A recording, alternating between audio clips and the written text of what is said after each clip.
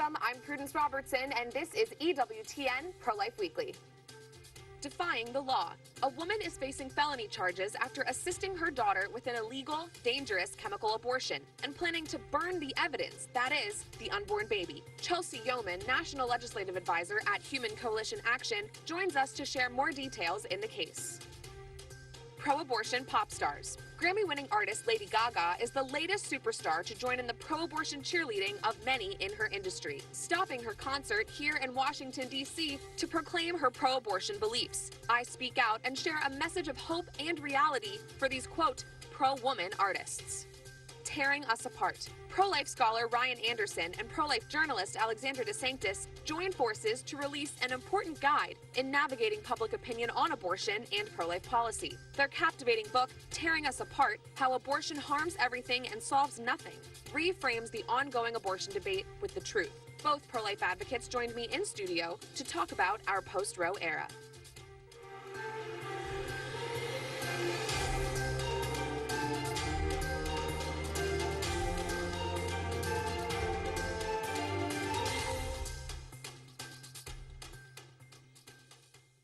This week, on the Feast of the Assumption of the Blessed Virgin Mary, EWTN celebrated the 41st anniversary of its on-air launch.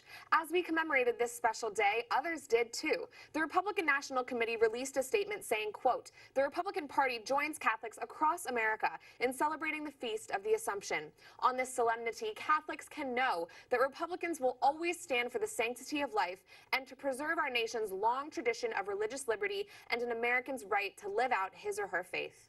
And shifting gears to some state news, a woman in Nebraska is being charged with aiding and abetting an abortion, violating the state's 20-week ban on abortion. The 41-year-old gave dangerous chemical abortion pills to her teenage daughter, who was about 24 weeks along. After the baby was killed, it's been reported that she went as far as burning and then burying the baby's body. Nebraska authorities were able to obtain information about the case via Facebook messages between the mother and daughter. Joining me now for insight is Chelsea Yeoman, National Legislative Advisor at Human Coalition Action. Chelsea, thanks for joining me. Could you explain what you know about this case out of Nebraska? Yes, well, thank you for having me. It's really a sober and frankly a horrific situation that did happen out of Nebraska. A 17-year-old girl, so a minor girl, and allegedly a 22-year-old man who impregnated her, ended up having an abortion through the chemical abortion pill at 28 weeks of pregnancy. If you do not know, that is the third trimester. Her mother allegedly obtained the pills. We're not sure how, but definitely illegally. This was all before Roe was overturned. So last year, she's now 18 years old. And then she went through the process, probably a very traumatic process of full labor because of the chemical abortion pills and delivering a dead child in her bathroom. And at that point, you know, the police reports indicate that they put the child in a bag, burned the remains of the human child, and then he helped assist burying in that child, allegedly. So we have what is frankly, I think, one of the most difficult and sad and really a terrible situation all the way around, both for this minor girl who was put in this position, and of course for her dead unborn child. It's really a difficult and sad situation. Right, I'm getting chills just hearing you explain it. And pro-abortion extremists, on the other hand, are calling this an invasion of privacy because this woman is facing charges after authorities obtained her Facebook messages. What's your response to that? Yeah, so I think it's really important to know the facts and to clarify that actually all 50 states, no matter what state she would have resided in, would protect her from being charged for this abortion, even in the third trimester. So she's actually being protected from being charged for an abortion. However, one of the many laws in our society protecting victims of homicide, you, me, our neighbors, our friends, are from allowing human remains to be disposed of or burned or buried in someone's backyard. There are all laws preventing that. How we treat human bodies matters in our society. And one of the big reasons is it helped, you know, this man who was 22 years old cover up his crimes, cover up his statutory rape crimes against her by burying this child. And so we have laws in society meant to protect people and victims from scenarios like this. And it's really horrific that this happened, but we do live in a civilized society and one that really should do better by women and unborn children than this. Yeah, thanks for your insight on that. We'll continue to track that case. In other news, Chelsea, pro-life advocates in Kansas have somewhat surprisingly called for a recount of the Value Them Both amendment votes, a measure that failed by significant margins. Right now, the state is expected to hold a partial vote recount. In a statement after the vote, you said the amendment was not, quote, crystal clear or easily explainable. Do you think that's why the amendment failed? I think there are a few reasons that it failed. We know that exorbitant amounts of money on both sides of the aisle were poured into this. There was a high turnout in Kansas. And I think that the other side did a really good job maybe ostracizing pro-lifers or making our views seem extreme when we know that their side is advocating for what we just talked about: third trimester, late term abortions up until birth, and really in several states now, even infanticide after birth. And so our side has work to do. We need to continue to just show their hand at how extreme they are, how pro-death they are. But also, I think we could refocus here in Kansas. I love the passion in that state for life. The fact that they're calling for a recall shows that passion and dedication. But I think that we could channel that passion and dedication towards eliminating the distribution of the abortion pill, doing things like holding those who aid and abet abortions illegally accountable, the physicians and the pharmacies, holding them accountable for wrongful death. There's lots of legislative measures that at Human Coalition Action we've been working on. We have them drafted. Many of them are on our website at hucoaction.org. And we have a lot of work to do as a movement, including work to serve mothers in need and their unborn children through tangible help and resources. Well, we encourage all of our viewers to check out your website. Chelsea Yeoman, thanks for joining us from Human Coalition. God bless you. Thanks for having me. We'll talk to you later. Yeah, thanks. To continue this discussion, we're joined now by Elizabeth Kirk, Associate Scholar at the Charlotte Lozier Institute and the Director of Center for Law and the Human Person at Catholic University of America. Elizabeth, thanks for joining me. You recently wrote an article at Public Discourse where you explained that the Value Them Both Amendment failed because it's difficult to communicate complex legal and political principles. Could you explain that a little bit more? Sure. Many people don't realize that the Kansas constitutional amendment effort was not an affirmative pro-life effort. Rather, it was a reaction to a very extreme decision by the Kansas Supreme Court. Back in 2019, the court held that there was a state constitutional right to abortion, and they adopted this very strict test under which nearly all existing and future abortion legislation will likely be struck down.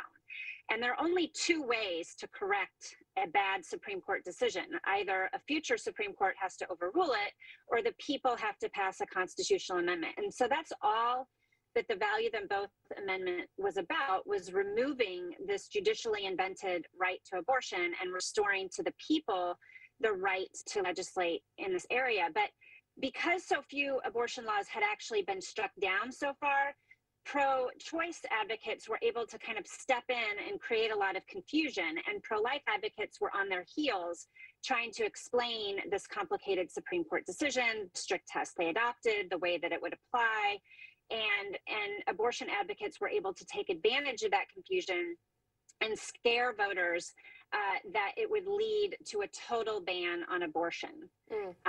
Stop ban was a ubiquitous sign seen throughout Kansas in the weeks leading up to the election. So people were very confused about what gave rise to the need for it and what the amendment itself would do. Right. And so how can we avoid that confusion in the future? You know, there are a couple of other states with upcoming ballot initiatives on pro-life measures this year, such as Michigan and California. What should our strategy be moving forward? Well, I think it's first important to clarify that the amendment in Kansas was neutral on abortion. So again, all it would have done was restore to the people the ability to fashion abortion policy. The measures you mentioned, Michigan and California, they are full-throated efforts to constitutionalize unlimited access to abortion at any time for any reason at taxpayer expense. So that's one important thing to understand. I think the lessons we learned in Kansas is that we have to harness the emotional power of truthful stories and to expose the radical pro-abortion agenda. We can't be defensively reassuring voters that we're not going to throw women in jail for having a miscarriage, right? Instead, we need to make proponents of these initiatives own what it is that they're supporting, which again is is unlimited access to abortion throughout pregnancy for any reason. And pro-life advocates, I think, can prepare themselves for this by educating themselves on the law, the science, the medicine, and share those stories in a compelling way that captures the imagination and the hearts of people. And a spokesperson from Value Them Both, which is the predominant pro-life group that favored the Kansas amendment that failed, told Fox 4 News in Kansas City that their, quote, focus now is moving the cause of life forward in Kansas, not looking back to August 2nd. Do you think that's wise advice for the movement right now? In Kansas, absolutely. I mean, I think they need to advance the cause of life in two ways in Kansas. One, of course, is to, within the constraints of this terrible Supreme Court decision, try to advance pro-life policy in law. But second of all, they need to recognize that Kansas is going to become an abortion destination state. Abortions are already up in the state 13% since that bad Supreme Court decision. And so they're going to need to do more in terms of, compassionate resources available to women, alternatives to abortion to care for women who are coming into the state. Elizabeth Kirk from Charlotte Lozier Institute and the Catholic University of America, thanks for joining us today. Thanks for having me. We have a new reporter at our sister publication, Catholic News Agency. Edie Heipel is CNA's new political correspondent. She previously worked in communications for Center for Renewing America and served in the Trump administration's Office of Management and Budget. In her first few weeks at CNA, she's been reporting on abortion, transgender issues, inflation, and other matters of importance to American Catholics. And Edie Heipel joins me now in studio. Edie, thanks so much for being here today. Thanks for having me on, Prudence. Yeah, and welcome to Catholic News Agency and the EWTN team.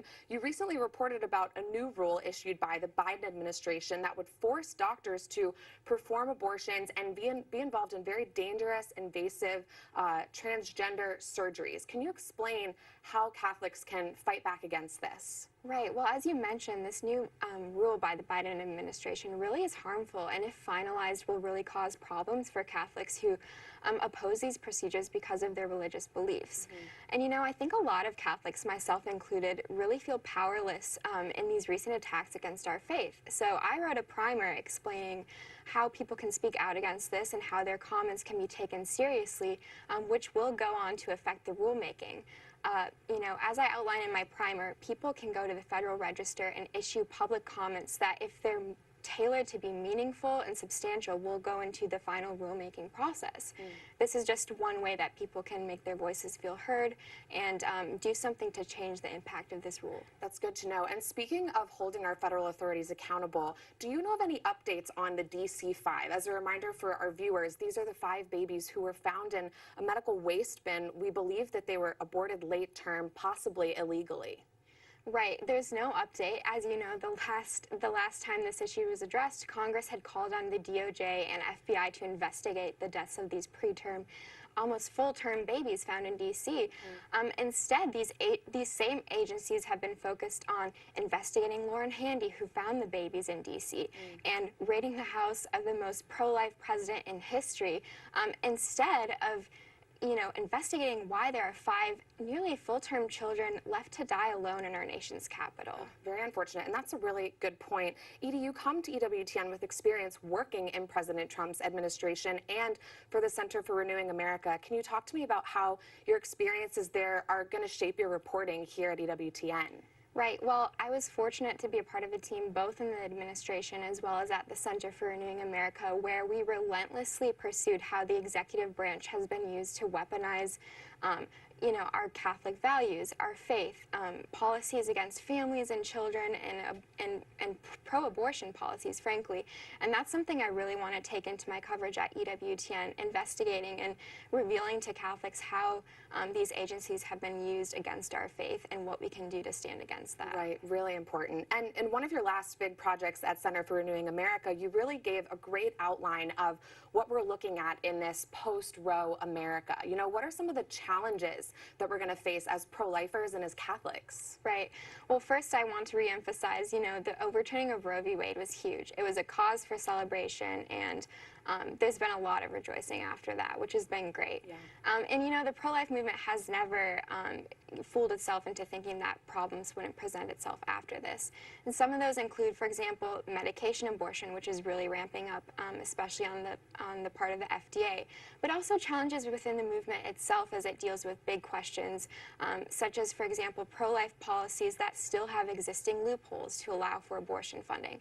Those and many other issues are what I addressed in the primer. Very interesting. I encourage everyone to read it. And I know you're a recent convert to Catholicism, Edie, so talk to me about how, as Catholics in the media today, we have such an important role. What do you see that role being when so many people in the media aren't speaking the truth?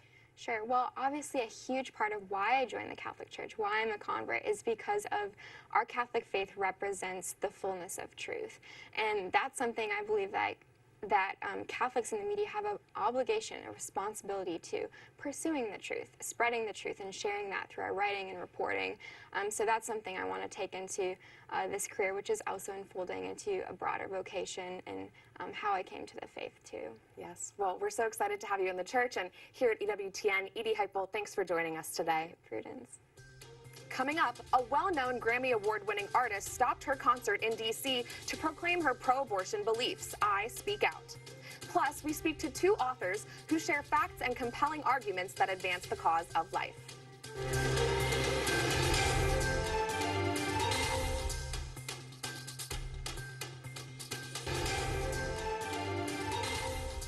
Welcome back to EWTN Pro-Life Weekly. I'm Prudence Robertson. Lady Gaga and many other pop stars have posted to social media and gone so far as to stop their concerts to laud abortion. That is this week's Speak Out segment.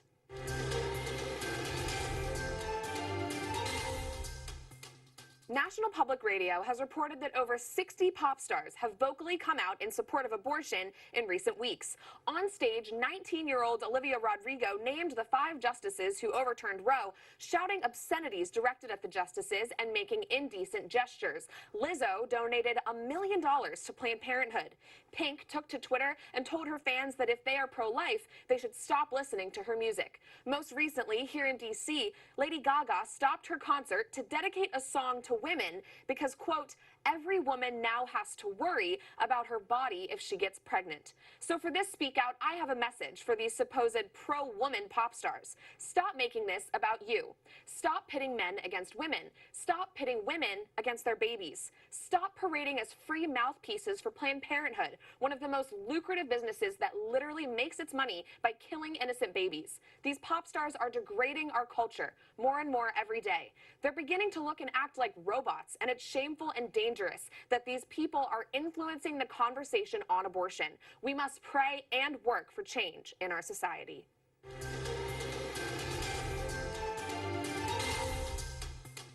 Pro-life scholar Ryan Anderson and pro-life journalist Alexandra DeSanctis released a guide to understanding pro-life arguments in their joint venture, Tearing Us Apart: How Abortion Harms Everything and Solves Nothing. The authors use facts and logic to reveal the brutality of abortion and how it has wounded our society at its core. The book comes as Americans are getting used to what it feels like to live in a post-Roe America. Both Anderson and DeSanctis say it is important for readers to have the right tools to stand up for life. We spoke to them soon after their book release. This is what they shared with us. Joining me now are Ryan Anderson and Alexandra DeSanctis Marr. They are the authors of the new book, Tearing Us Apart: How Abortion Harms Everything and Solves Nothing. Thank you both for being here with me today. I would love to just hear from both of you to start about how you kind of came up with the idea for this book, why you wrote it now, and why you decided to collaborate on it together. I'll start with you, Alexandra. Sure. So when we first started thinking about writing the book, it was clear to us there was a very good chance that Roe v. Wade might be overturned within the year. And so our thought was, let's provide a pro-life roadmap to the future of the pro-life movement, right? Because the overturning of Roe is not the end of the fight over abortion. It's the beginning of a new and important phase. And so we wrote a book hoping that it would be accessible, useful, even to people who don't agree with us, but first and foremost, for pro-lifers. And from my perspective, we wanted to make the case, of course, first of all, that the unborn child is harmed by abortion, is killed by abortion, but to kind of show pro-lifers a broader case, that abortion has actually harmed everything it's touched. And here are all the reasons to kind of help you make that case. Yeah, and Ryan, how did you decide to collaborate on this together, the two of you? Sure. So this is my 5th book, and this is Alexandra's first. And so the idea was that we could collaborate because she's been covering the pro-life beat at National Review for the past 6 years. This is her single-minded focus. Right. My other books have been on marriage, have been on religious liberty. I'm now the president of a think tank. I didn't know all the areas of this as well. I didn't have as much time. And so the collaboration, 2 people getting the book done, we got it done very quickly because, we started writing the book right when oral arguments was happening in Dobbs because we were like, we can count to 5. But that meant to get it done in time to then be published to coincide with the release of Dobbs. We had to write it pretty quickly. Right, and you guys talk about how abortion, impacts other aspects of society. Not only is it obviously killing an unborn child, but it affects our culture in a very grave way. And we've talked on this show about how abortion is a root problem. How do you guys address that in your book?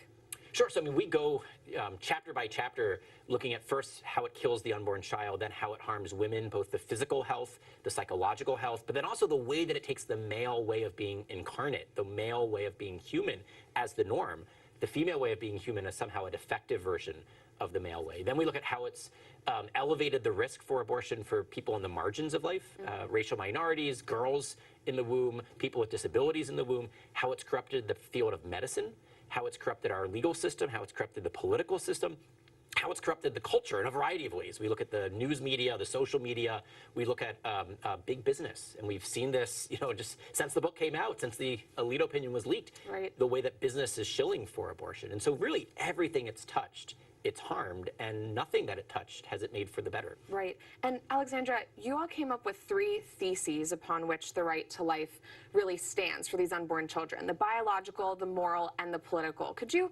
briefly walk us through that structure and what kind of gave you the idea to write on those 3 areas of this discussion? Sure. So our first chapter, basically, we figured we have to start from the fundamental harm of abortion, which is that it kills an innocent human being. And so we wanted to give pro-lifers kind of the rebuttal to every pro-choice argument you might hear when it comes to the child in the womb. So the first is the biological thesis. This actually is a human being, right? It's not a clump of cells. It's not a part of the mother. It's not a parasite. This actually is a distinct living human being with its own DNA. So that's kind of the scientific case for life. The moral case is, what does it mean to be a human being, right? Why do we have moral worth as human beings? Why is a human being different from a chicken? And how is that, you're always a human person, even from the moment of conception. So kind of rebutting the idea that one could be a human being, but not a human person with moral worth and dignity. And then finally, the political thesis, which is you often hear from abortion supporters, okay, maybe you're pro-life, that's fine. If you don't want an abortion, don't have one, but this is not the role of government to impose on other people, your beliefs, or, this is not something the government shouldn't get in the way between women and their doctors. But any good government is designed to protect its citizens, right? And what kind of government, what kind of society do we live in if the most innocent human beings aren't protected by our laws? And so we're making the case that just, legitimate government would do that for the unborn.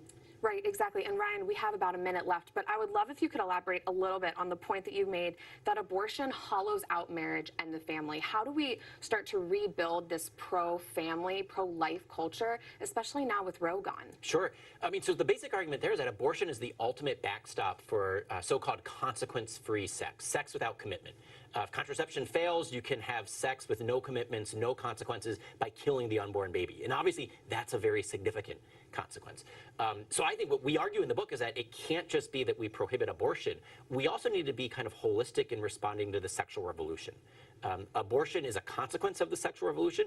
Abortion is also a catalyst of the sexual revolution in fueling consequence-free sex, commitment-free sex. And that means we need to promote a marriage culture. We need to get men and women to commit to each other so then they can commit to take care of that child.